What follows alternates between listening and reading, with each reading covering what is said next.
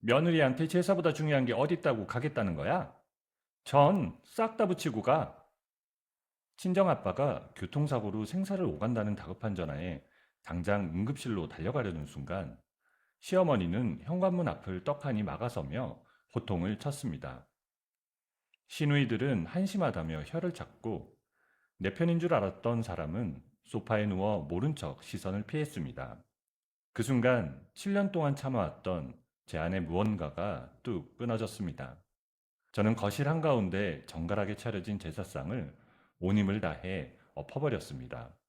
시어머니는 뒷목을 잡고 바닥에 나동그라졌지만 저는 뒤도 돌아보지 않았습니다. 하지만 병원에 도착한 저는 이 끔찍한 비극 뒤에 숨겨진 더 소름 끼치는 진실과 마주하게 되었어요. 사연 시작 전에 구독 버튼을 눌러주시고 어디서 듣고 계신지 댓글에 남겨주세요. 그곳에 늘 행운이 가득하길 바라겠습니다.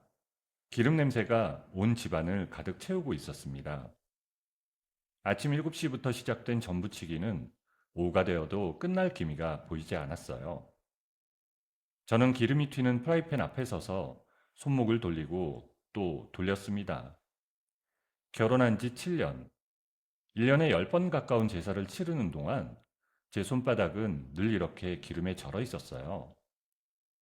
명절이 돌아올 때마다 홀로 계신 아버지께 전화 한 통 제대로 드리지 못하고 시댁 부엌에 갇혀 하루를 통째로 날려버리는 게 벌써 몇 해째였어요.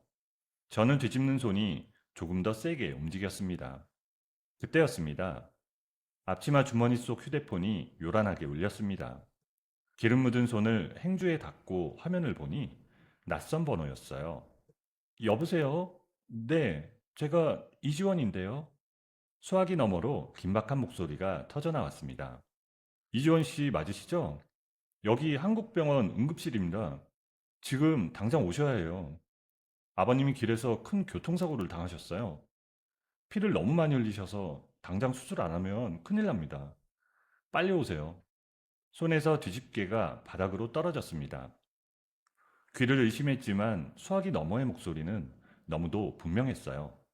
저는 앞치마 끈을 잡아 뜯듯 풀어버리고 현관으로 달려갔습니다. 여보, 도진 씨, 나 어떡해. 우리 아버지가 병원에 실려가셨대. 나 지금 당장 가봐야 해. 거실 소파에 비스듬히 누워 스마트폰을 들여다보던 남편 도진이 고개를 들었습니다. 얼굴이 이상하리만치 창백했습니다. 하지만 저는 그 창백함이 무엇을 뜻하는지 그때는 알지 못했습니다. 알았어. 그게 전부였습니다. 자리에서 일어나지도 따라오겠다고 하지도 않았습니다. 저는 신발장에서 운동화를 꺼내 드는데 갑자기 두꺼운 벽이 앞을 가로막았습니다. 어딜 도망가려고 그래? 제사를 코앞에 두고 맏며느리가 어딜 나가? 시어머니 박정순이 팔짱을 낀 채 현관 입구를 가로막고 서 있었습니다. 어머니, 우리 아버지가요. 큰 사고가 났대요. 피를 쏟고 생사가 왔다 갔다 한대요. 응급실에 지금 당장 가봐야 해요. 그래서 어쩌라고? 네가 가면 이 많은 제사상은 누가 차려? 동태전도 덜 됐고 꼬치전도 남았잖아. 며느리한테 제사상보다 중요한 게 어디 있어? 제사 다 지내고 설거지까지 싹 다 끝내놓고 가. 저는 제 귀를 의심했습니다. 어머니, 사람 목숨이 달렸다잖아요. 우리 아버지가 병원에 계시다고요. 어허, 어디 시어미가 말하는데 눈을 똑바로 뜨고 말대꾸야? 인연이 제사상 차리기 싫어가지고 도망가려는 것 좀 봐.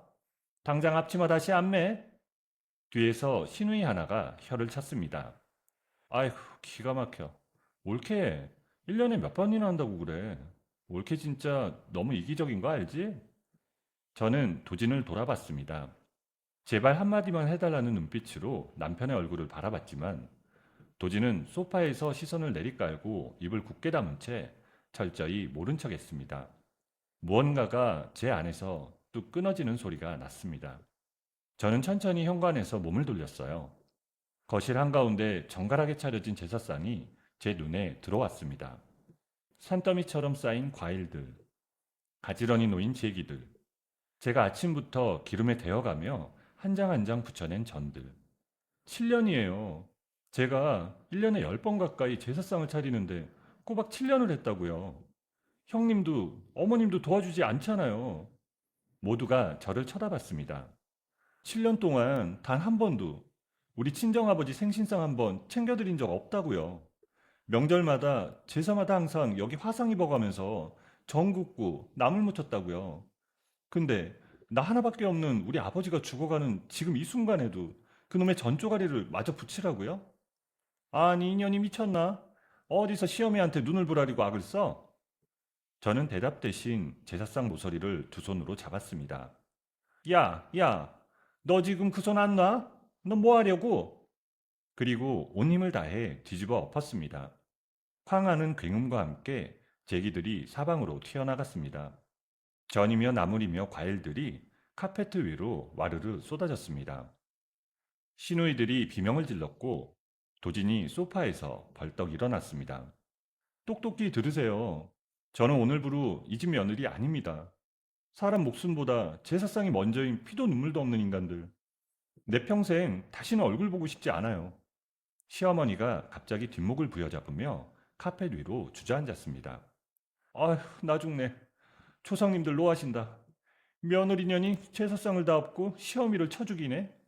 아휴, 내 팔자야. 야, 이지원, 너 진짜 미쳤어? 우리 엄마한테 이게 지금 무슨 미친 짓이야? 너 당장 우리 엄마 앞에 무릎 안 꿇어? 싹싹 안 빌어? 저는 쓰러진 시어머니도 고함치는 시누이들도 굳어버린 도진도 한 번 더 쳐다보지 않았습니다. 현관문을 열고 아파트 복도로 걸어 나왔어요. 등 뒤로 욕설과 고함이 쏟아졌지만 발걸음은 멈추지 않았습니다. 택시를 잡아타고 병원 이름을 말하는 동안 손이 떨렸습니다. 아버지의 얼굴이 눈앞에 자꾸 어른거렸어요. 피를 흘리며 쓰러져 있을 아버지의 모습을 상상하자 목 안에서 뭔가 올라오는 것 같았습니다. 저는 두 손을 모아 꼭 쥐고 창밖을 바라봤습니다. 택시가 병원 응급실 앞에 멈추는 순간 들것 위에 온몸이 붕대와 피로 뒤덮인 채 실려가는 사람이 보였습니다. 바로 아버지였어요. 목소리가 입 밖으로 채 나오지도 못했습니다. 의료진 사이를 뚫고 달려가 아버지의 손을 잡으려는 순간 의사가 앞을 막아섰습니다. 환자분 딸 되십니까? 왜 이렇게 늦으셨어요? 지금 바로 수술 들어가야 합니다. 당장 이 수술 동의서에 도장부터 찍으세요. 흰 종이 위에 아버지 이름 세 글자가 인쇄되어 있었습니다. 저는 덜덜 떨리는 손으로 펜을 쥐었습니다. 수납창구 직원이 단말기를 두드리다 멈칫했습니다. 저기 고객님, 정말 죄송하지만 이 카드가 지금 승인이 안 되는데요? 혹시 다른 결제 수단은 없으실까요? 환자분 급하신 것 같은데 어쩌죠? 네? 그럴 리가 없는데요? 이 카드 제 남편 명이지만 제가 매달 장 보고 생활비로 계속 아무 문제 없이 긁었던 카드예요. 잔액도 넉넉할 텐데 갑자기 안 될 리가 없잖아요. 기계가 뭐 잘못된 거 아니에요? 선생님, 제발 다시 한 번만 제대로 좀 긁어봐 주세요. 우리 아버지가 피를 너무 많이 흘리셔서 지금 당장 수술실로 들어가셔야 해요. 직원이 다시 긁었습니다. 결과는 같았어요. 이것 좀 보세요. 정지 처리가 된 카드예요. 기계 오류가 아니라 카드 명의자 쪽에서 카드사에 전화를 걸어서 아예 못 쓰게 막아달라고 분실이나 정지 요청이 들어온 것 같아요. 저는 창구를 벗어나 병원복도 구석으로 걸어가 도진에게 전화를 걸었습니다. 두 번 울리고 도진이 받았습니다. 강도진, 너 대체 무슨 짓을 한 거야? 카드는 왜 정지시켰어? 내가 아까 집에서 나갈 때 분명히 말했지. 우리 아버지가 길에서 차에 치여가지고 생사를 오가는 큰 수술 받아야 된다고. 당장 입원비랑 수술비 내야 하는데 남편이라는 인간이 카드를 막아버리면 우리 아버지는 어떡하라고. 어떻게 이럴 수가 있어? 다 알고 있어. 그래서 일부러 막은 거야. 네가 돈 한 푼 없이 길바닥에 나앉아서 덜덜 떨어봐야 오늘 우리 집에서 무슨 미친 짓을 저질렀는지 뼈저리게 깨달을 테니까. 너 진짜 악마구나. 우리 아버지가 지금 중환자실에서 수술을 기다리고 있다고. 당장 수술 안 하면 돌아가실 수도 있다고. 사람이 죽어가고 있는데 지금 그게 남편 입에서 나올 소리야? 너 진짜 천벌받아. 돈으로 사람 목숨 갖고 장난치는 거야 지금? 장난? 장난은 네가 먼저 쳤지. 멀쩡히 잘 차려놓은 조상님 제사상 다 엎어버리고 우리 어머니 바닥에 패대기 쳐서 쓰러지게 만들고 그리고 집을 뛰쳐나간 건 너야. 네가 먼저 내 뒤통수를 치고 시댁을 능멸했잖아. 똑똑히 들어. 어제 그 일 우리 어머니 앞에 무릎 꿇고 눈물 콧물 쏙 빼며 싹싹 빌기 전까지는 내 카드도 내 통장도 단돈 10원 한 장 건드릴 생각 하지 마. 아쉬우면 당장 내 발로 기어 들어와서 바닥에 머리 박고 사과해. 어떻게 사람 탈을 쓰고 이럴 수가 있어? 우리 아빠 목숨이 초읽기라고. 7년 동안 당신네 집안 종노릇하고 뼈 빠지게 일한 대가가 고작 이거야? 우리 아버지가 죽어간다잖아. 말귀를 더럽게 못 알아듣네. 아버지가 죽어가면 더 빨리 기어와서 사과하면 되잖아. 수술비를 내고 싶으면 무릎을 꿇으라고. 선택은 네가 하는 거야. 네 알량한 며느리 자존심이냐? 아니면 네 애비 목숨이냐? 곰곰이 잘 생각해봐. 끊어.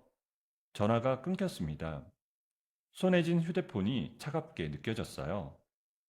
통장 앱을 열었더니 잔고가 텅 비어 있었습니다. 머릿속이 하얘졌어요.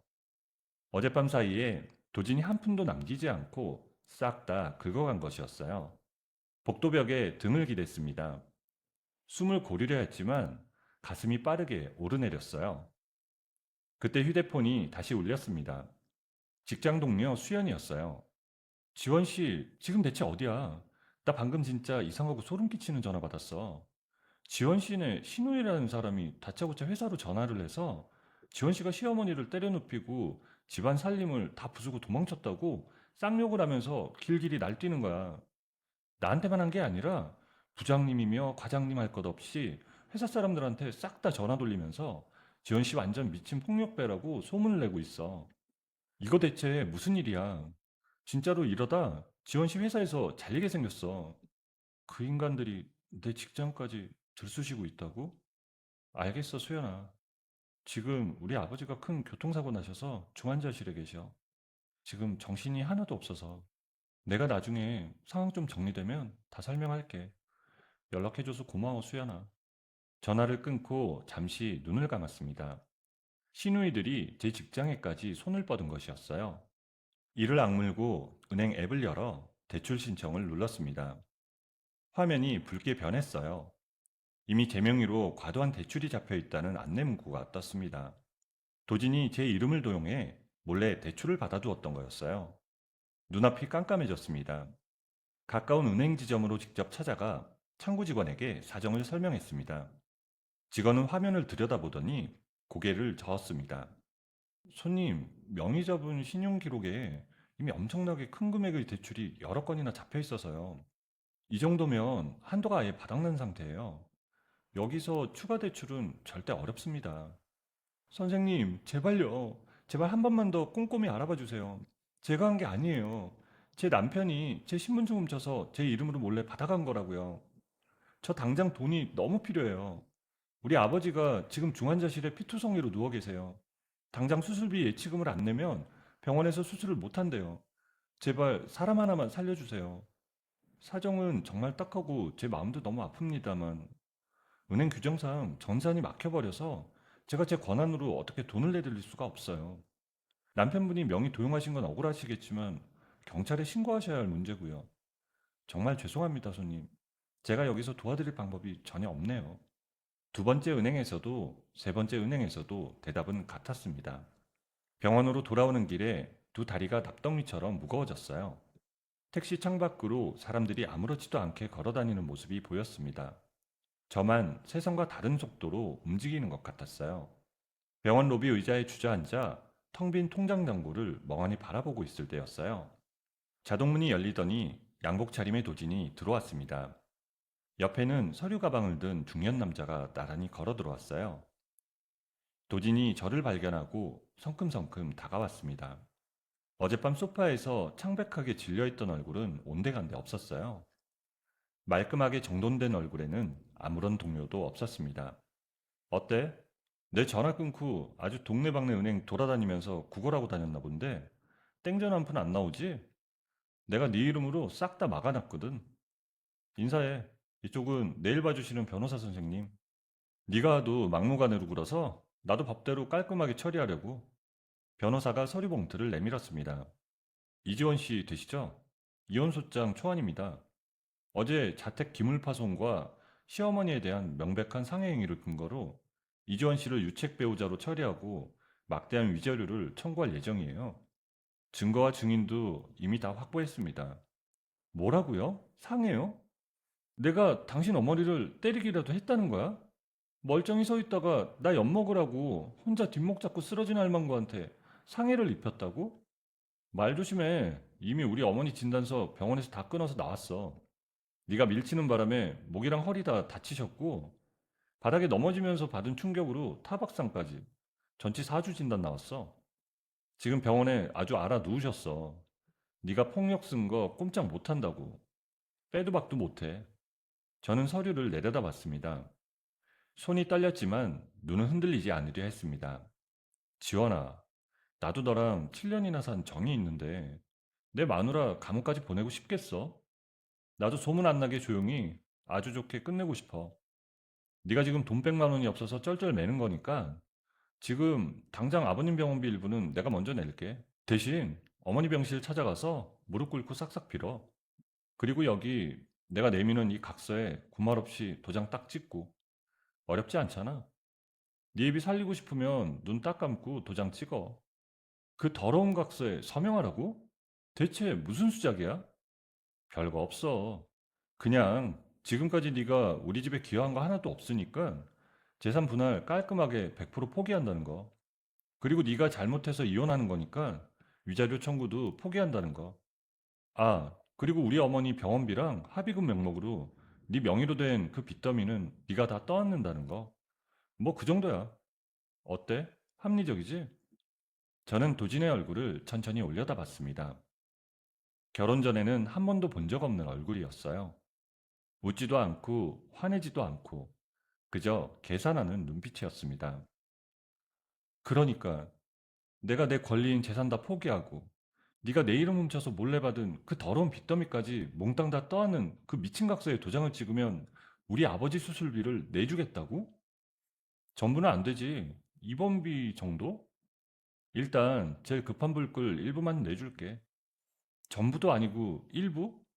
사람 목숨줄 쥐고 푼돈으로 흥정하니까 재밌니? 넌 사람도 아니야. 도진이 변호사 쪽으로 고개를 돌렸습니다. 시간 낭비했네. 찔러도 피 한 방울 안 나오는 독한 년. 사인 거부하면 아까 말한 대로 민사 이혼 소송뿐만 아니라 시어머니 상해죄로 형사고소도 당장 같이 진행합니다, 선생님. 경찰서 유치장에서 콩밥을 먹어봐야 정신을 차리겠네. 변호사가 고개를 끄덕이며 가방을 닫았습니다. 도지는 서류를 제 무릎 위에 툭 올려두고 변호사와 나란히 걸어 나갔습니다. 자동문이 열렸다 닫혔어요. 저는 무릎 위에 서류를 집어들지 않았습니다. 시선을 들어 중환자실 방향을 바라봤어요. 저 위층에 아버지가 혼자 누워 있었습니다. 의식도 없이 아무것도 모른 채로 서류를 집어 옆 의자에 내려놓고 자리에서 일어났습니다.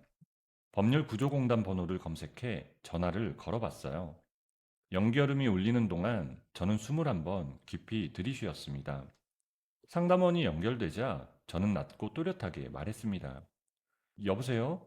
거기 법률구조공단이죠? 제가 지금 너무 억울하게 이혼당할 위기에 처했습니다. 남편이 제 이름으로 몰래 대출을 받아서 돈을 다 빼돌리고 저를 폭행범으로 몰아 재산 한 푼 없이 길거리로 쫓아내려고 해요. 살고 있는 집 전세금이라도 제가 먼저 가압류 신청을 하고 싶습니다. 제발 저 좀 도와주세요. 상담원의 목소리가 흘러나왔습니다. 저는 병원 로비를 벗어나 걸음을 옮기며 메모할 펜을 찾아 주머니를 뒤졌습니다. 법률구조공단 사무실은 지하철 두 정거장 거리였어요. 상담원이 안내한 대로 자료를 챙겨 찾아갔지만 담당 직원의 표정은 서류를 넘기는 중간부터 조금씩 굳어갔습니다. 선생님, 지금 가져오신 서류를 쭉 보니까요. 지금 살고 계신 집 전세금이 온전히 남편분 단독 명의 계좌로 묶여있는 구조인데 남편분이 며칠 전에 이미 해당 재산을 싹 다른 곳으로 빼돌리고 옮겨둔 흔적이 명백하게 보입니다. 아주 작정하고 치밀하게 돈을 숨긴 거예요. 지금 선생님 명의로는 당장 잡을 수 있는 재산이 단돈 10만 원도 없어요.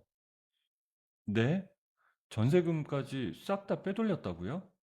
그럼 저는 이제 어떻게 해야 돼요? 진짜 아무런 방법이 없는 건가요? 저더러 그냥 이대로 억울하게 다 뺏기고 당하고만 있으라는 건가요? 선생님 심정은 이해하지만 지금 상태로는 정말 쉽지 않아요. 상대방이 너무 오래전부터 치밀하게 준비를 했어요. 숨겨둔 재산이 어디 있는지를 먼저 확인하셔야 소송이 됐든 가압류든 할 수 있을 것 같아요. 저희가 지금 당장 법적으로 묶어둘 수 있는 조치가 없습니다. 정말 죄송해요. 사무실 문을 나서는데 발이 앞으로 나가지 않았습니다. 복도 창문 너머로 늦은 오후 햇살이 길게 드리워져 있었어요. 저는 그 자리에 잠시 서서 두 손을 꼭 쥐었습니다. 도진이 모든 길을 미리 막아두었다는 것을 그제야 실감했습니다. 그리고 동시에 도진이 이 모든 것을 얼마나 치밀하게 준비해왔는지도 느꼈습니다. 병원으로 돌아가는 발걸음이 무거웠지만 그 무게 안에 다른 무언가가 함께 자라나고 있었어요. 병원 복도 창문으로 보이는 하늘이 짙은 회색으로 변해가던 사흘째 오후였습니다. 중환자실 앞 대기 의자에 앉아 멍하니 유리문을 바라보고 있을 때 복도 끝에서 낯선 발소리가 가까워졌습니다. 아니, 강민준 선배? 선배가 도대체 여기는 어떻게... 10년도 더 된 이름이었습니다. 대학 시절 같은 동아리에서 선후배로 지냈던 강민준이 짙은 감색 양복 차림으로 저를 내려다보고 있었습니다. 세월이 흘렀어도 눈매는 기억 속과 똑같았습니다. 차갑고 또렷한 눈이었어요. 그래, 참 오랜만이네, 이지원. 이런 데서 이런 일로 다시 보게 될 줄은 몰랐다. 많이 놀랐지? 선배가 여기까지 무슨 일로 온 거예요? 민준이 명함 한 장을 내밀었습니다. 대형 로펌 이름 아래 강민준 변호사라는 글자가 박혀 있었어요. 놀라지 말고 들어. 나 변호사야. 이번에 아버님 사고 난 거 알지? 나 그 사고 낸 반대편 트럭 기사 쪽 변호사로 온 거야. 합의금 문제로 너랑 할 얘기가 있어서 찾아왔어. 저는 명함을 받지 않았습니다. 뭐라고요? 합의? 우리 아버지가 피투성이가 돼서 사경을 헤매고 있는데 벌써부터 합의 타령을 해요? 나 당신이랑 할 말 없어요. 사람 목숨 가지고 장난치지 말고 당장 돌아가요. 민준이 명함을 거두었습니다. 그리고 대신 손에 들고 있던 작은 물건을 내밀었어요. 검은색 USB였습니다. 지원아, 내 말 끝까지 들어. 나 합의서 도장 받으러 온 거 아니야. 트럭 기사님 억울함 풀려고 조사하다가 진짜 끔찍한 걸 발견했어. 일단 이거부터 한번 봐봐. 이게 대체 뭔데요? 이거 아버님 차 안에 있던 블랙박스야. 아버님이 사고 나던 바로 그날 그 끔찍했던 사고 순간이 전부 다 고스란히 찍혀 있어. 네가 꼭 봐야만 해. 저는 USB를 바라봤습니다. 민준의 얼굴을 올려다봤어요. 표정에서 거짓말하는 사람의 눈빛을 찾으려 했지만 찾을 수가 없었습니다. 저는 천천히 USB를 집어들었습니다. 병원 1층 휴게실 구석에 놓인 공용 노트북을 켰습니다. USB를 꽂고 파일을 열었어요. 민주는 옆에 앉지 않고 조금 떨어져서 서 있었습니다. 영상이 시작되었어요. 아버지의 차가 달리는 도로가 보였습니다. 낮 시간이었고 날씨는 맑았습니다. 그런데 아버지의 차가 어느 호텔 앞 도로를 지나치던 순간 화면 속 아버지가 갑자기 속도를 줄이며 멈췄습니다. 호텔 정문으로 걸어 들어가는 두 사람이 보였습니다. 남자는 도진이었어요. 저는 도진의 걸음걸이를 너무 잘 알았습니다. 저는 도진의 걸음걸이를 너무 잘 알았습니다. 어깨를 약간 뒤로 젖히고 성큼성큼 걷는 걸음. 옆에 붙어 걷는 여자는 처음 보는 얼굴이었어요. 도진의 허리에 손을 두른 채 호텔 안으로 사라졌습니다. 손가락이 마우스 위에서 굳었습니다. 영상은 계속 재생되었어요. 아버지의 차가 다시 움직이기 시작했습니다. 그런데 백밀러 화면 안으로 검은색 차량 한 대가 빠르게 따라붙는 모습이 잡혔습니다. 차 번호판이 선명하게 찍혀 있었어요. 제가 결혼 전부터 수없이 봐온 번호였습니다. 바로 도진의 차였어요. 도진의 차가 아버지 차의 뒤를 바짝 붙어 쫓기 시작했어요. 아버지의 차가 차선을 바꾸면 도진도 따라 바꿨습니다. 속도를 높이면 더 빠르게 따라붙었어요. 아버지의 차가 점점 도로 가장자리로 밀려났습니다. 가드레일 너머는 내리막 경사였습니다. 아버지, 안 돼, 안 돼요. 저 미친놈이 지금 무슨 짓을... 입술 사이로 소리가 새어나왔습니다. 영상 속에서 맞은편 차선으로부터 대형 트럭이 달려오는 모습이 보였습니다. 도진의 차가 마지막으로 한 번 더 거세게 밀어붙였고 아버지의 차는 중심을 잃고 반대 차선으로 튕겨나갔습니다. 그리고 트럭과 정면으로 부딪혔습니다. 충격음이 화면을 가득 채웠습니다. 저는 손으로 입을 틀어막았습니다. 영상은 끊기지 않고 재생되었어요. 도진의 차가 사고 지점 바로 못 미친 곳에 브레이크를 밟으며 멈췄습니다. 잠시 그 자리에 서 있더니 곧 핸들을 돌려 왔던 길로 되돌아갔습니다. 그대로 사라졌어요. 화면이 멈췄습니다. 휴게실 안이 조용해졌어요. 저는 노트북 화면을 계속 바라봤습니다. 눈이 타들어가는 것 같았지만 눈물이 나오지 않았습니다. 민준이 옆 의자를 당겨 앉았어요. 지원아, 정신 똑바로 차리고 내 말 들어. 화면에 찍힌 저 사고 시각이랑 네가 집에서 병원 응급실에서 전화 받았던 시간 정확히 기억해봐. 나 2시쯤이었어요. 제사 좀 붙이고 있는데 그때 전화가 왔으니까요. 그 순간 기억이 되살아났습니다. 소파에 누워 스마트폰을 들여다보던 도진의 얼굴. 이상하리만치 창백했던 그 얼굴. 저는 그때 그 얼굴이 왜 그랬는지 이제 알았습니다. 놀랄 일은 그거 하나가 아니야. 내가 트럭 기사님 변호하면서 뒷조사를 좀 해봤는데 강도진 그 자식 뒤에서 아주 더러운 짓을 꾸미고 있었어. 다른 여자 이름으로 가짜 회사를 차려놓고 다니던 직장 공금을 어마어마하게 빼돌리고 있더라고. 영상에서 팔짱 끼고 호텔 들어가던 그 젊은 여자, 바로 그 가짜 회사 바지 사장이야. 네 남편이랑 바람난 상간녀라고. 그러니까 우리 아빠한테 불륜 현장을 들켰고 우리 아빠를 일부러 차로 채워 죽이려고 했다는 거예요? 당장 경찰서로 갈 거예요. 그 자리에서 일어서려는 순간 민준이 손을 들어 막았습니다. 이주원, 정신 차려. 흥분하지 말고 당장 자리에 앉아. 이거 나요. 우리 아버지를 저렇게 만들어놨는데 나보고 가만히 있으라고요? 여기 증거가 떡하니 있잖아요. 이 블랙박스 영상이면 그놈 당장 살인미수로 감옥 보낼 수 있잖아요. 왜 말려요, 왜? 안 돼, 주연아. 이걸로는 턱없이 부족해. 변호사인 내 말 들어. 이 영상만 들이밀면 강도진 100% 운전 미숙이었다, 졸음운전이었다 하면서 사고라고 우길 게 뻔해. 기껏해야 뺑소니로 몇 년 살다 나오겠지. 네 말대로 늙은 장인 죽이려 한 살인 미수죄를 씌우려면 이 영상 말고 다른 확실한 덫이 필요해. 회사 돈 빼돌린 것도 마찬가지야. 지금 어설프게 경찰 부르면 그 뱀 같은 놈은 눈치채고 가짜 장부랑 빼돌린 돈 싹 다 숨기고 도망갈 거야. 억울하게 당하고만 싶어? 그럼, 그럼 도대체 나보고 어쩌라는 거예요? 우리 아빠는 저렇게 누워있고 내 전세금까지 다 빼돌려서 나는 길바닥에 나앉게 생겼는데 내가 여기서 뭘 더 어떻게 해야 하냐고요. 민준이 저를 똑바로 바라봤습니다. 같이 잡자, 지원아. 내가 도와줄게. 강도진이랑 그 시댁 식구들, 그리고 그 바람난 여자까지 싹 다 묶어서 쳐넣어버리자.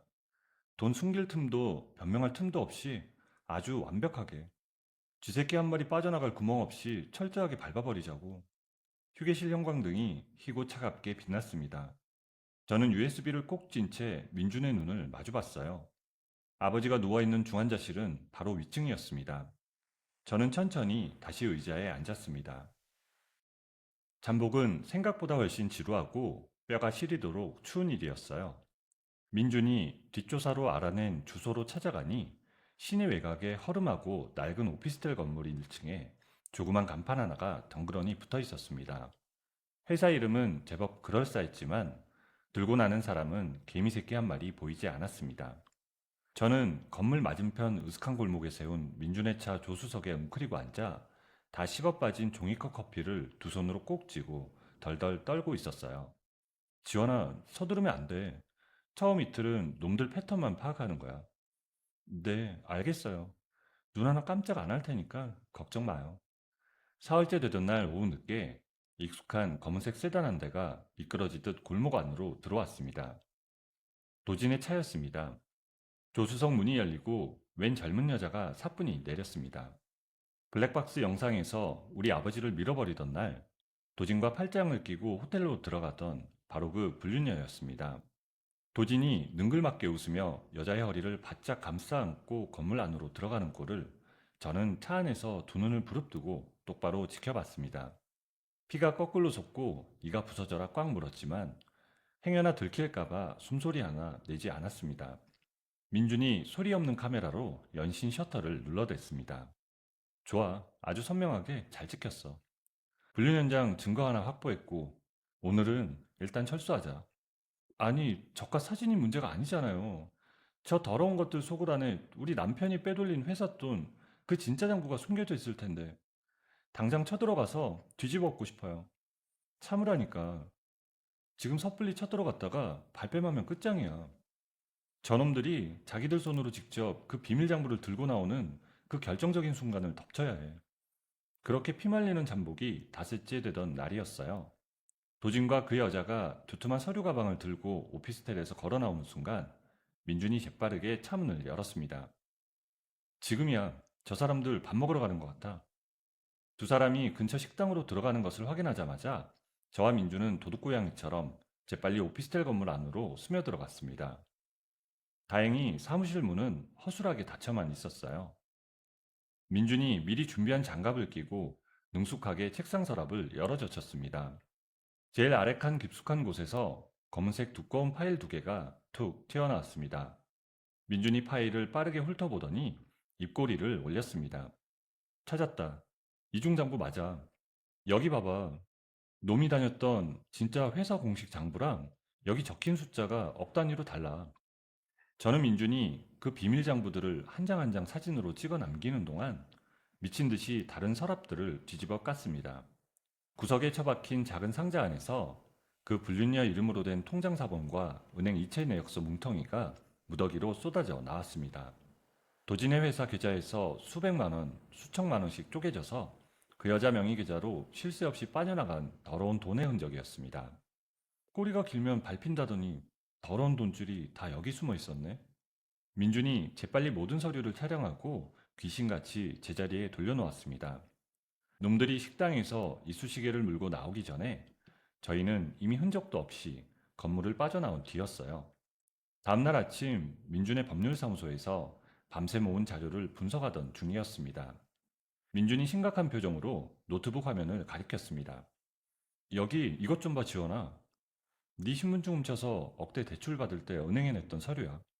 근데 여기 적힌 네 서명, 네 평소 글씨체랑 완전히 달라.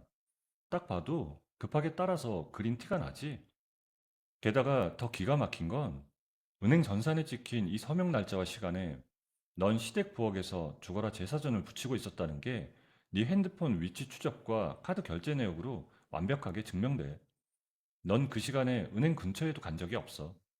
알리바이가 100% 확실하다고. 내 이름으로 빚더미 안겨주고 은행 서류까지 지 멋대로 위조했다는 거네요. 명백한 사문서 위조에 사기죄야. 이건 이혼소송 핑계거리도 안 돼. 곧바로 형사 고소해서 감옥 보낼 수 있는 아주 확실한 쇠고랑감이야. 그날 오후 우리의 반경 무기에 소름 끼치는 폭탄 하나가 더 추가되었습니다. 외출했던 민준이 돌아와 테이블 위에 탁하고 작은 USB 하나를 꺼내놓았어요. 이거 네 시어머니랑 그 불륜녀가 전화통화한 거 녹음된 파일이야.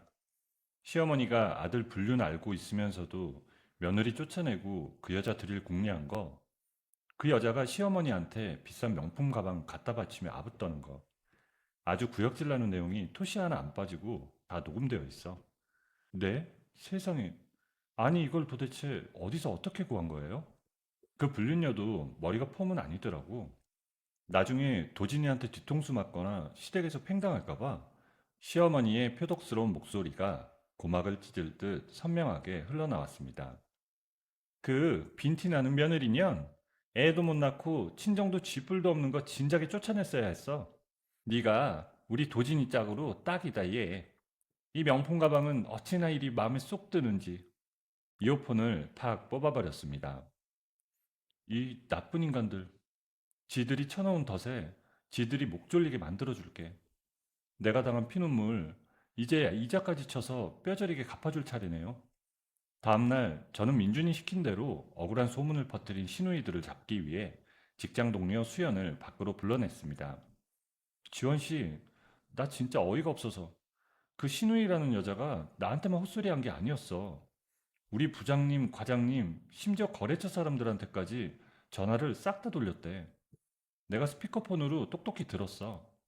지원 씨가 시어머니 따귀를 때리고 발로 걷어차서 병원에 입원시켰다고 아주 동네방네 나발을 불고 다녔다니까? 완전 미친 여자 아니야? 수연아, 나 진짜 너무 억울해. 네가 지금 나한테 해준 말 경찰서에 낼 진술서로 토시 하나 안 빼고 그대로 좀 적어줄 수 있겠어? 나 이대로 직장에서 매장당할 순 없잖아. 당연하지. 나한테 펜 당장 줘봐. 내가 두 눈 부릅뜨고 똑똑히 들은 건데 못 써줄 게 뭐야? 아주 그 여자 콩밥 먹게 빽빽하게 다 써줄게.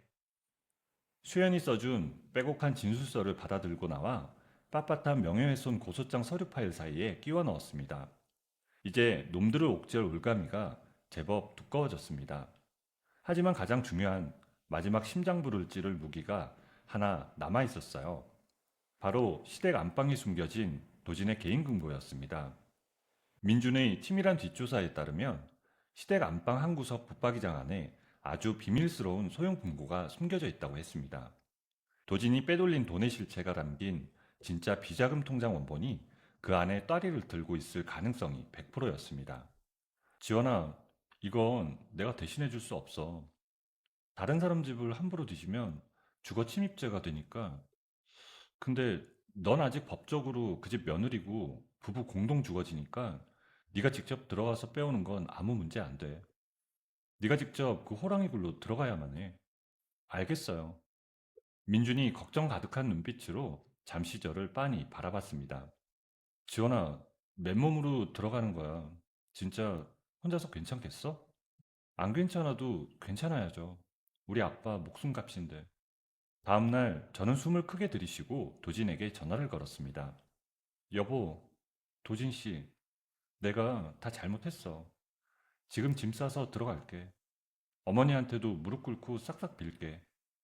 제발 우리 아빠 병원비만 좀 도와줘. 이제야 주책 파악이 좀 되시나? 진작에 그럴 것이지 뻣뻣하게 굴기는. 알았어. 오늘 저녁 먹기 전까지 기어 들어와서 어머니 앞에 바짝 무릎 꿇고 빌어. 늦으면 국물도 없을 줄 알아? 시댁 현관문을 열고 들어서는 순간 소파에 진을 치고 앉아있던 시어머니와 시누이들의 비웃음 섞인 독살스러운 시선이 제 온몸에 꽂혔습니다.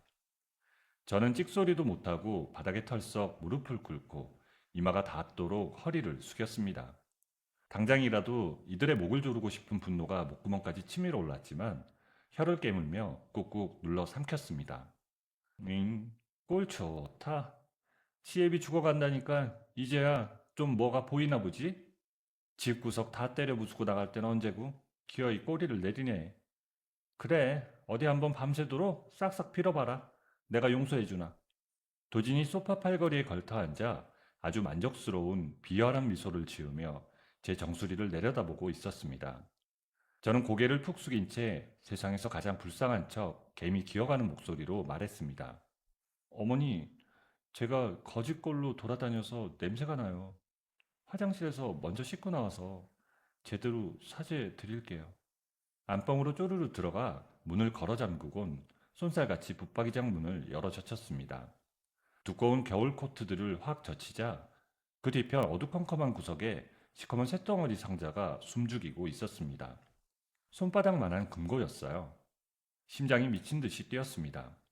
도진이 평소에 미신처럼 믿고 자주 쓰는 비밀번호들을 미친 듯이 머릿속에서 짜냈습니다. 세 번째 시도 만에 굳게 닫혀있던 금고문이 무거운 소리를 내며 열렸습니다. 안에는 먼지 하나 없이 깨끗한 비자금 통장 두 개와 꼬부랑 글씨가 적힌 메모지가 나뒹굴고 있었어요. 저는 손을 덜덜 떨며 통장을 낚아채듯 펼쳤습니다. 태어나서 처음 보는 이상한 저축은행 이름, 낯선 계좌번호, 그리고 그 옆에 찍힌 억 단위, 수십억 단위로 쌓여있는 어마어마한 잔고가 시뻘겋게 눈을 찔렀습니다. 입을 틀어막고 숨죽여 사진을 미친 듯이 찍어댄 후 훔쳐도 티 안 날 만한 가장 중요한 원본 통장 하나를 제 옷 속 깊은 곳에 쑤셔 넣었습니다. 금고문을 조심조심 닫고 옷가지들을 완벽하게 원래대로 위장했습니다. 거실로 슬금슬금 기어 나오자 도진이 소파에서 몸을 일으켰습니다. 그놈 손에는 두툼하고 누런 서류 봉투가 들려 있었어요. 자, 씻었으면 이리 와서 얼른 수고비나 받아가. 잔말 말고 여기 그리고 뒷장에 지장 꽉 찍고 사인만 하면 돼. 니년이 100원짜리 하나 못 가져간다는 재산분할 깔끔 포기각서야. 알았어. 볼펜 줘봐. 도진이 거만하게 금장 볼펜을 쑥 내밀었습니다. 저는 볼펜을 벌벌 떨며 받아들고는 눈물이 그렁그렁한 척 서류를 꼼꼼히 들여다보는 연기를 했습니다. 제 외투 주머니 속에는 아까부터 시뻘건 불이 들어온 초소형 녹음기가 놈들의 목소리를 개걸스럽게 삼키고 있었습니다. 빨리빨리 안 쓰고 뭐해? 네가 얌전히 도장 찍으면 우리 어머니 때려 눕힌 형사 고소장도 내가 자비롭게 취하해 줄 테니까 잔말 말고 빨리 와서 찍어. 근데 우리 아빠 중환자실 수술비는 언제 얼마나 줄 건데? 사람 귀찮게 구네. 네가 여기서 깔끔하게 도장 찍고 나가면 인심 써서 수술비 반의 반 정도는 내줄게. 나머지 모자란 돈은 네가 알아서 하고. 저는 서류 위에 볼펜을 탁 소리 나게 내려놓았습니다. 사인은 단 한 획도 하지 않았어요. 그래, 네 알량한 조건 한 번 더 잘 생각해 볼게. 도진이 저 미친년이 또 왜 저래라는 표정으로 인상을 팍 찌푸렸지만 저는 이미 현관을 향해 뒤도 안 돌아보고 성큼성큼 걷고 있었습니다. 쾅 하고 현관문을 박살낼 듯이 닫고 계단을 미친 듯이 뛰어내려오며 주머니에서 녹음기를 획 꺼냈습니다. 빨간 불빛이 심장처럼 깜빡이고 있었습니다. 저놈이 지 입으로 저를 협박하고 거래를 시도한 악마 같은 목소리가 완벽하게 녹음되어 있었습니다. 그날 밤 늦게 민준의 사무실 널찍한 테이블 위에는 도진의 목줄을 잴 비자금 통장 원본, 방금 전 놈의 입에서 튀어나온 협박 녹음 파일, 검은 돈이 춤추는 이중장부 사진 뭉텅이, 내 이름을 도용한 사기 대출 위조 서류, 시어머니와 상간녀의 구역질 나는 불륜 모의 녹취록, 그리고 수연이 써준 명예훼손 진술서까지 모든 폭탄이 한치의 오차도 없이 일렬정대로 나란히 펼쳐졌습니다. 민준이 팔짱을 낀 채 그 화려한 증거물들을 아주 느긋하고 흐뭇하게 천천히 훑어봤습니다. 고생했어, 지원아. 이거면 충분해. 그럼 당장 내일 아침에 경찰서에 다 가져가요. 민준이 고개를 들어 번뜩이는 눈으로 저를 똑바로 바라봤습니다. 넘기는 건 맞아. 근데 타이밍을 잡아야 해. 도진이 가장 방심하는 순간, 도망칠 수 없는 장소에서 잡아야 해. 그게 도대체 어딘데요? 가정법원, 이혼소송 조정기일이 열리는 법정 앞 복도 한복판. 저는 민준의 무시무시한 말뜻을 단박에 알아들었습니다. 저 잘난 맛에 사는 강도진을 재판장으로 당당하게 걸어 나오게 만들어 놓고 수많은 사람이 보는 대납법정 복도 한가운데서 번쩍이는 수갑을 채워 개 끌듯이 끌고 가겠다는 치밀한 작전이었습니다. 저는 소름 돋는 미소를 지으며 강하게 고개를 끄덕였습니다. 민준이 전화기를 집어들었어요.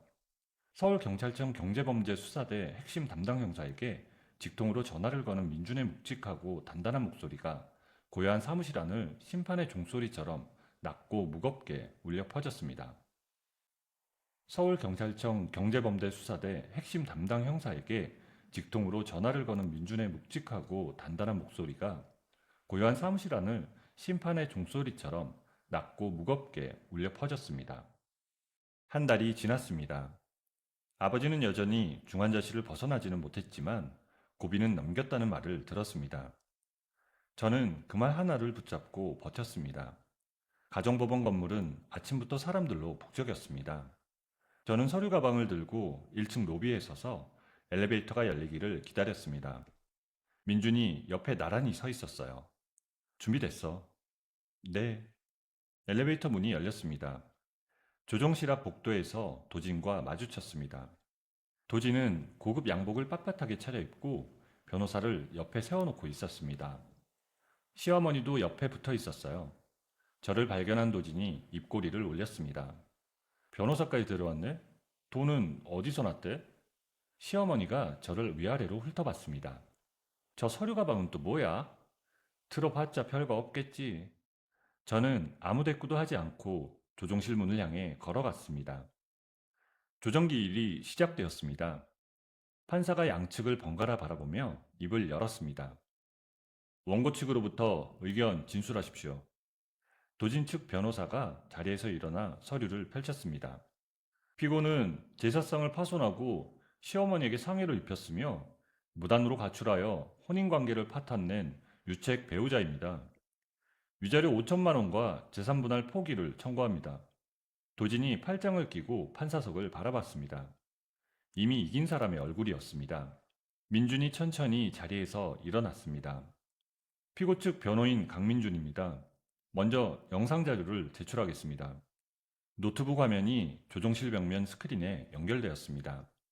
블랙박스 영상이 재생되기 시작했어요. 도진의 차가 아버지 차를 밀어붙이는 장면이 펼쳐졌습니다. 아버지의 차가 반대 차선으로 튕겨나가 트럭과 충돌하는 순간 조종실 안이 물을 끼얹은 듯 조용해졌습니다. 도진의 얼굴에서 혈색이 빠져나갔어요. 사고 발생 시각은 낮 1시 40분입니다. 원고는 사고 직후 피해자를 현장에 방치하고 도주했으며 이후 시댁으로 이동해 소파에 앉아 알리바이를 만들었습니다. 도진 측 변호사가 자리에서 반쯤 일어났습니다. 이에 있습니다. 해당 영상의 출처가 국과수 감정을 거친 원본입니다. 다음 자료입니다. 이번에는 불륜 현장 사진이 제출되었습니다. 도진과 여자가 나란히 호텔로 들어가는 사진이었습니다. 뒤이어 이중장부 사본과 회사 자금 이체 내역서가 판사 앞에 놓였습니다. 원고는 회사 자금을 불륜 상대방 명의 계좌로 수십 차례에 걸쳐 빼돌렸습니다. 총액은 현재 확인된 것만 12억 원에 달합니다. 도진이 입술을 달싹였지만 소리가 나오지 않았습니다. 다음은 시어머니 관련 녹취입니다. 스피커에서 시어머니의 목소리가 흘러나왔어요. 며느리를 내보내야 한다는 말, 새 며느리를 들이자는 말, 명품 가방을 받은 것이 고맙다는 말이 조종실 안을 가득 채웠습니다. 시어머니의 얼굴이 잿빛으로 변해갔어요. 손이 떨렸는지 무릎 위에 올려놓은 손을 꽉 쥐었습니다. 피고 측은 원고의 명의를 도용한 불법 대출 기록과 피고 직장 동료들에 대한 허위사실 유포에 관한 진술서도 함께 제출합니다. 판사가 서류들을 천천히 들여다봤습니다. 조정실 안이 한동안 조용해졌어요. 원고 측, 이 자료들에 대해 반박할 내용이 있습니까? 도진 측 변호사가 도진의 귀에 무언가를 속삭였습니다. 도진은 굳은 얼굴로 앞만 바라봤어요. 재판부 잠시 시간을 주십시오. 본 재판부는 제출된 증거를 바탕으로 혼인 파탄의 책임이 원고에게 있다고 판단됩니다. 피고에게 위자료 1억 5천만 원 및 재산 분할 50%를 명합니다. 도진이 의자 팔걸이를 손으로 꽉 쥐었습니다. 시어머니가 옆에서 도진의 팔을 잡으며 뭔가를 중얼거렸습니다. 조정실 문이 열리고 복도로 나오자마자였습니다. 복도 끝에서 짙은 점퍼 차림의 남자 넷이 걸어왔어요. 앞장선 남자가 지갑에서 신분증을 꺼내 펼쳤습니다. 박도준 씨 맞으시죠? 회사 자금횡령과 특정범죄 가중처벌법상 뺑소니, 살인 미수 혐의로 긴급 체포합니다. 도진이 뒤로 한 발짝 물러섰습니다. 잠깐, 이게 무슨... 형사가 도진의 팔을 잡았습니다. 차가운 쇳소리가 복도에 울려 퍼졌어요. 수갑이 채워졌습니다. 시어머니가 그 자리에서 비명을 질렀습니다. 내 아들, 이게 무슨 짓이야? 내 아들 놔줘. 시어머니가 형사의 팔을 잡아당기다 힘이 풀렸는지 복도 바닥에 그대로 주저앉았습니다. 입에서 거품이 나오는 게 보였습니다. 시누이들이 달려와 시어머니를 부둥켜 안고 저를 향해 악을 썼습니다. 당신이 이렇게 만든 거야. 어떻게 이럴 수가 있어? 오빠가 무슨 죄야? 당신이 먼저 집을 나갔잖아. 저는 두 사람을 바라보지 않았습니다. 도진이 형사들에게 이끌려 엘리베이터 쪽으로 걸어가고 있었습니다. 도진이 끌려가면서 고개를 돌려 저를 봤습니다. 저도 도진을 봤습니다. 아무 말도 하지 않았습니다. 할 말도 없었습니다. 엘리베이터 문이 닫혔어요. 민준이 제 옆에 나란히 섰습니다. 끝났어. 아직이에요. 아버지 병원비 먼저요. 민준이 고개를 끄덕였습니다. 저는 서류 가방을 고쳐들고 법원 출구를 향해 걸었습니다. 복도 창문으로 봄빛이 들어오고 있었습니다. 오랜만에 보는 햇살이었습니다. 재산 가압류가 풀리고 위자료가 통장에 들어오던 날, 저는 곧장 병원 수납처로 갔습니다. 그동안 밀려있던 아버지의 수술비와 입원비를 한꺼번에 냈습니다. 영수증을 받아들고 잠시 멍하니 서 있었어요. 이 종이 한 장을 위해 얼마나 오래 달려왔는지 새삼 느껴졌습니다. 아버지는 일반 병실로 옮겨졌어요. 재활치료가 시작되면서 안색도 조금씩 돌아왔습니다. 저는 매일 아침 출근하듯 병원으로 왔어요. 아버지 손을 잡고 창밖을 같이 바라보다가 아버지가 졸면 조용히 의자에 앉아 책을 펼쳤습니다. 오랜만에 찾아온 평온함이었습니다. 그 평온함이 오래 가지는 않았습니다. 정밀 혈액 검사 결과를 들고 온 담당 의사의 얼굴이 굳어 있었습니다. 이지원 씨, 잠깐 나와서 얘기 나눌 수 있을까요? 복도 끝 상담실에 마주 앉은 의사가 서류를 내밀었습니다. 교통사고 후유증으로 면역력이 많이 떨어지면서 혈액 수치에 이상이 생겼어요. 정밀 검사 결과 급성 희귀 혈액암입니다. 그게 무슨 말씀이세요? 지금 당장 조혈모 세포 이식을 받지 않으면 시간이 얼마 남지 않았어요. 세 달을 넘기기 어렵겠어요. 상담실 벽이 가까워지는 것 같았습니다. 저는 손을 무릎 위에 올려놓고 숨을 고르려 했습니다. 가족 중에 제가 먼저 검사받을게요. 다음날 결과가 나왔습니다. 유전자형이 절반밖에 맞지 않아 기증이 불가능하다고 했습니다. 저는 검사 결과지를 들고 병원 복도 의자에 앉았습니다. 종이를 내려다보다 천장을 올려다봤습니다. 눈이 뜨겁게 달아올랐지만 눈물이 흘러내리지는 않았습니다. 조혈모세포 은행에 연락했어요. 국내 기증자 목록을 다 뒤졌습니다. 담당자는 유전자형이 워낙 희귀한 경우라 시간이 걸릴 수 있다고 했습니다. 해외 네트워크도 연결해달라고 부탁했습니다. 담당자가 최선을 다하겠다고 했지만 목소리에 확신이 없었습니다. 민준에게도 연락했습니다. 알았어. 내가 아는 의료 쪽 인맥 다 동원해볼게. 고마워요. 밥은 먹고 있어? 먹고 있어요. 먹고 있지 않았습니다. 아버지의 병세는 빠르게 나빠졌습니다. 고열이 이틀에 한 번꼴로 찾아왔습니다. 합병증이 겹치면서 아버지는 다시 무균실로 옮겨졌어요. 저는 유리창에 손을 얹고 서 있다가 아버지가 눈을 뜨면 얼른 손을 내렸습니다. 아버지가 걱정할까봐 웃어 보였어요. 아버지도 웃으려고 했습니다. 입꼬리가 미세하게 올라갔다가 힘없이 내려앉았습니다. 그 무렵이었어요. 병원 1층 로비에서 익숙한 목소리가 들렸습니다. 이지원, 나와! 당장 나오라고! 내려가 보니 시어머니와 시누이 둘이 로비 한가운데 서 있었습니다. 행색이 한 달 전과 달랐어요. 시어머니 코트는 낡고 구겨져 있었습니다. 시누이들 얼굴에는 피로가 가득했습니다. 하지만 눈빛만큼은 여전히 날이 서 있었어요. 도진이 형량 줄여달라고 탄원서에 도장 찍어줘. 어미 된 입장에서 부탁하는 거야. 돌아가세요. 네가 이렇게 만들어 놓고 이제 와서 모른 척이야? 도진이 잘못했어도 네가 먼저 집 뒤집은 거잖아. 더 하실 말씀 없으시면 가세요. 시어머니가 한 발짝 다가왔습니다. 탄원서에 도장 안 찍으면 저 위에 있는 네 아버지 병실 문 열어 젖힌다. 면역이 없는 사람 병실에 내가 들어가면 어떻게 되는지 알지? 저는 시어머니의 얼굴을 바라봤습니다. 이 사람이 정말 그렇게 할 수 있는 사람이라는 것을 알고 있었어요. 주먹을 쥐었다 폈습니다. 병실에 들어오면 그 즉시 경찰 부릅니다. 불러봐. 내가 아들 면회 온 것도 죄야? 탄원서 하나 써주는 게 뭐가 어렵다고. 아버지 살고 싶으면 써. 저는 더 이상 대꾸하지 않고 돌아섰습니다. 뒤에서 시어머니의 목소리가 계속 쏟아졌어요. 엘리베이터 버튼을 누르고 문이 닫힐 때까지 앞만 봤습니다. 그 뒤로 시어머니와 시누이들은 번갈아 가며 병원 앞에 나타났습니다. 어떤 날은 로비에서, 어떤 날은 병원 입구 앞에서 기다렸습니다. 민준에게 연락해 경고 조치를 취했지만 완전히 막을 수는 없었습니다. 기증자는 나타나지 않았어요. 아버지의 혈색은 날마다 조금씩 더 나빠졌습니다. 저는 밥을 거르기 시작했습니다. 병원 복도 의자에서 쪽잠을 자다 깨다를 반복했습니다. 민준이 몇 번이나 병원으로 와서 밥을 사왔지만 반도 먹지 못했습니다. 지원아, 이러면 네가 먼저 쓰러져. 아버지 곁을 비울 수가 없어요.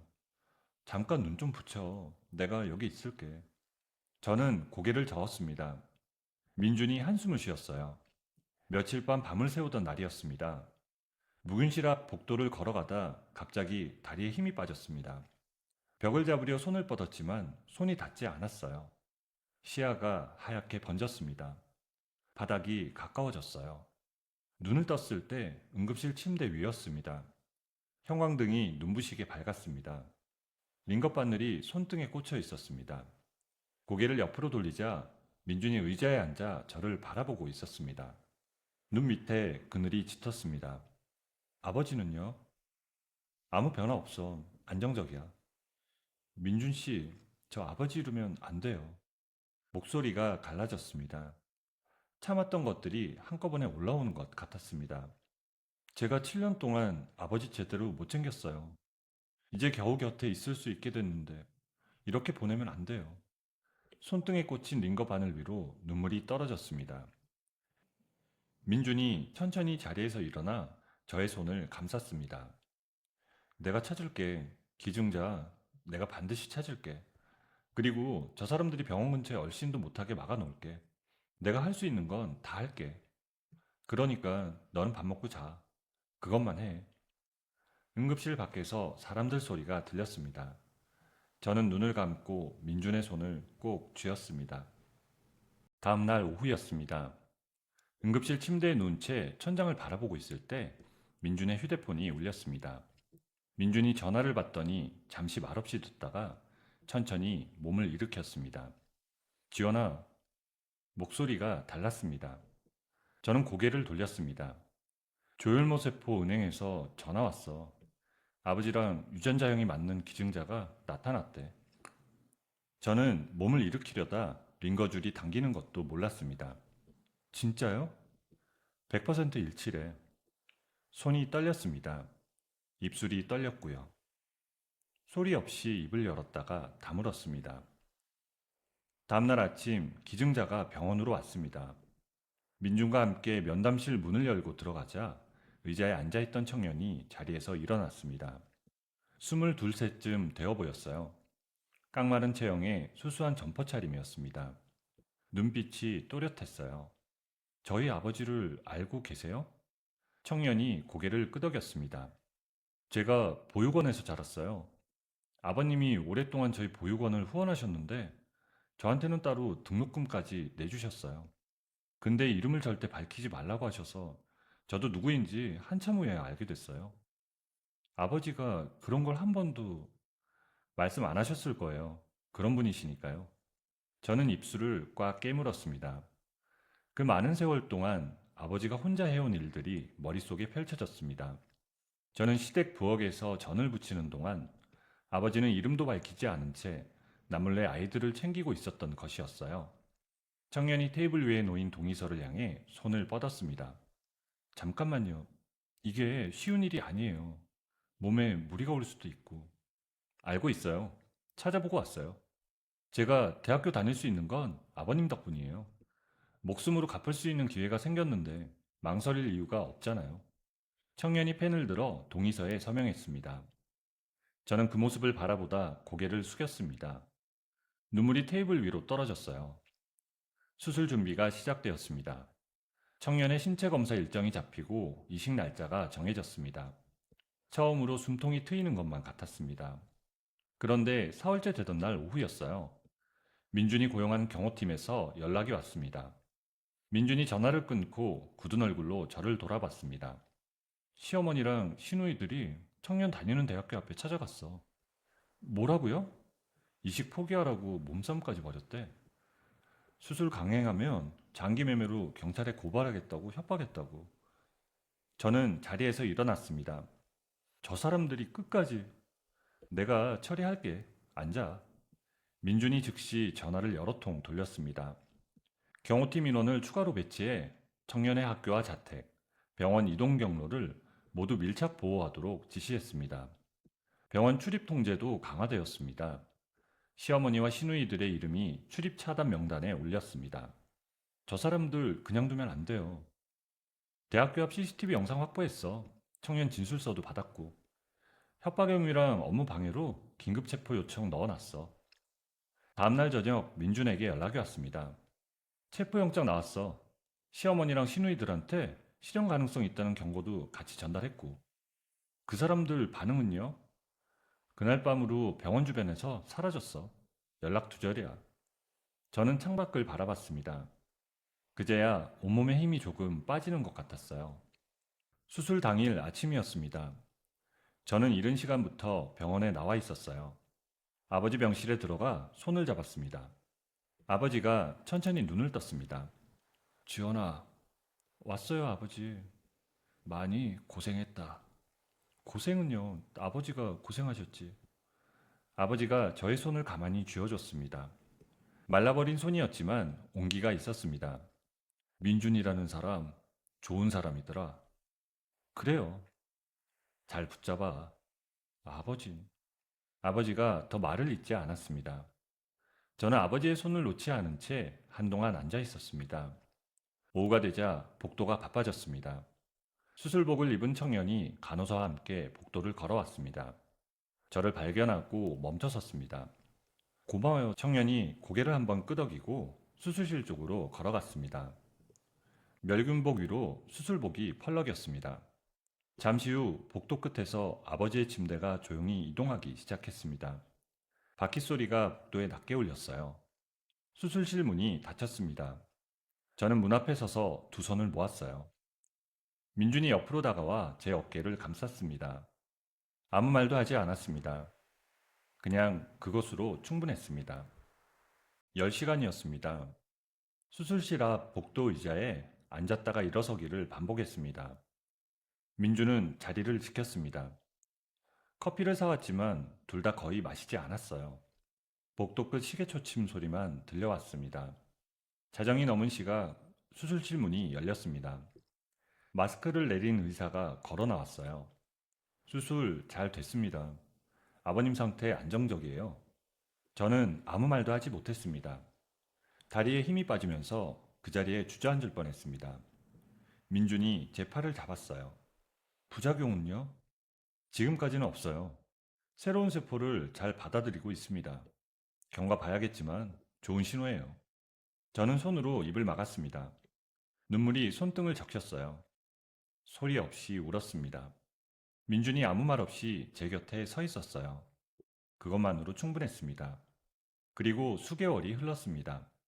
아버지는 빠르게 회복했어요. 새로운 세포가 자리를 잡으면서 혈색이 돌아오고 밥을 먹기 시작했습니다. 재활치료도 다시 시작했습니다.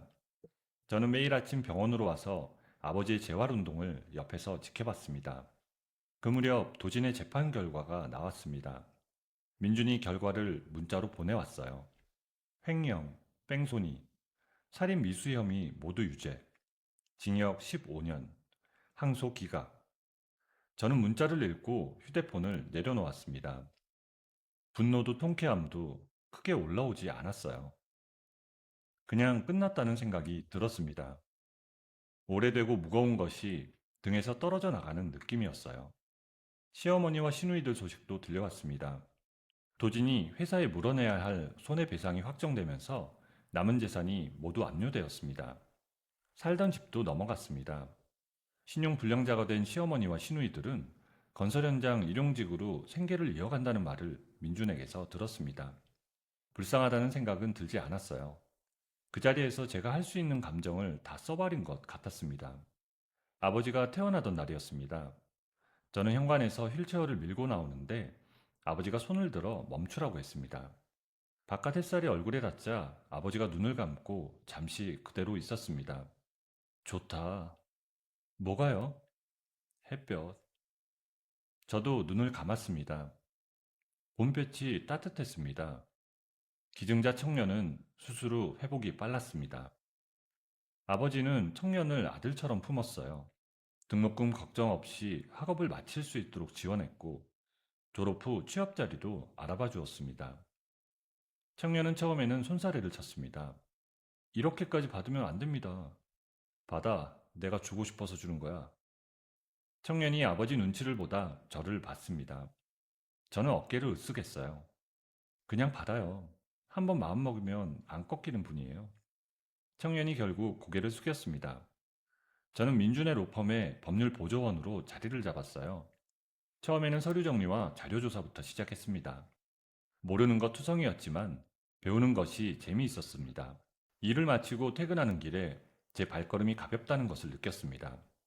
오랜만에 느껴보는 가벼움이었어요. 그렇게 1년이 지났습니다.